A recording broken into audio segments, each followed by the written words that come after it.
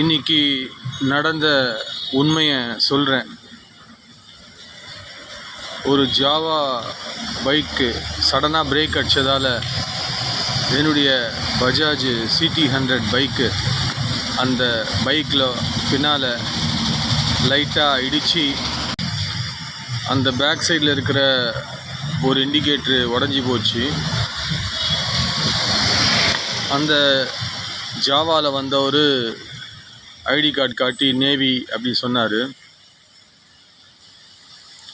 நான் சொன்னேன், உங்கள் மேலேயும் தப்பு இல்லை, என் மேலேயும் தப்பு இல்லை. முன்னாடி காருக்காரன் போனான், அவன் சடனாக வந்து நிப்பாட்டினா, நீங்களும் சடனாக நின்னீங்க, நானும் சடனாக நின்னேன். நீங்கள் கார் பின்னால் க்ளோஸராக போனீங்க, நானும் உங்கள் பின்னால் க்ளோஸராக வந்தேன். நீங்கள் சின்ன பையனாக இருக்கிறதால சடனாக பிரேக் அடிச்சிட்டிங்க. எனக்கு ஏஜ் 53 ஆகுது. உங்களவுக்கு நான் ரொம்ப ஸ்பீடாகவும் இருக்க முடியாது. நான் பிரேக் அடித்தேன், தெரியாமல் தான் பட்டுது அப்படி சொன்னேன். இல்லை, 1300 செலவாகும் அப்படி சொன்னார். ஸோ 1300 செலவாகும் சொன்னார்.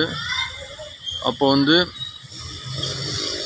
நான் சொன்னேன், என்னால் அவ்வளோ தர முடியாதுங்க, 2 பேர் மேலேயும் தப்பு இல்லை, எதுக்கு நான் 1300 தரணும், உங்கள்கிட்ட தான் இன்சூரன்ஸ் இருக்குது, அது கிளைம் பண்ணலாமே சொன்னேன். அந்த பையன் கேட்கவே இல்லை, இல்லை தந்து தான் ஆகணும் அப்படின்னு.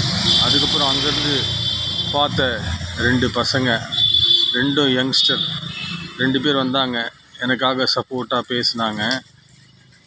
அதில் ஆகம் அப்படின்ற ஒரு ஸ்மால் பாய், ஒரு 20 இயர்ஸ் ப்ளஸ் இருக்கும்.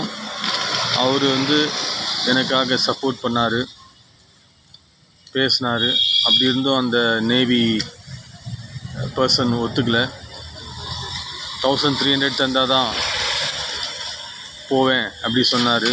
அப்போது அந்த ஆகம் என்ன பண்ணார்னா, ஆகம் பாய் என்ன பண்ணார்னா 1300 அவர் பே பண்ணிட்டார். நான் ஆகம் அவர்கிட்ட சொன்னேன், நான் கொஞ்சம் கொஞ்சமாக தந்துடுறேன் சொன்னேன். ஓகே பரவாயில்ல, உங்களுக்கு பணம் கிடைக்கும்போது திருப்பி தாங்க சொன்னார். Really he is great. God blessings to Aagam.